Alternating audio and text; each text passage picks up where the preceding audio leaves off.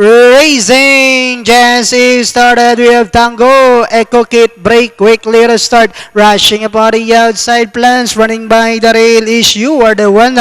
Apo Moon comes next, rushing up is Bahaghari, blow by Full Metal Jacket, double rack second last, while I Love Henry is the early trailer, and going along for the first turn we have Tango. Echo Kit leads by about 3/4 of a length lead, and in second You Are The One, moving up now to take 30's place. Blow by is running by the railport. Apo Moon alongside is Bahaghari. Full Metal Jacket comes next, double rack racing second last, while I Love Henry still racing in last. Back to the leader we have Tango, Echo Kit by our length, and in second remains You Are The One, blow by rushing up down on the inside, plus moving up on the outside. Then here comes double rack now trying to get closer in fifth, and in sixth Apo Moon, Bahaghari, Full Metal Jacket, while I Love Henry still racing in last, and they are now entering the home stretch.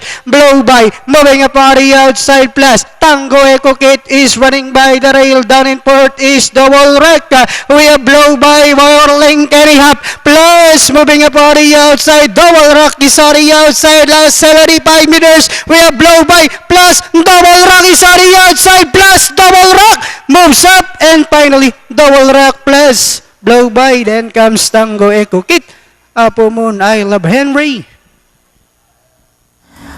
For race number 6, our unofficial winner entry, number 2A, no? Double rack. Tapos 3A natin plus 5, 6, 1.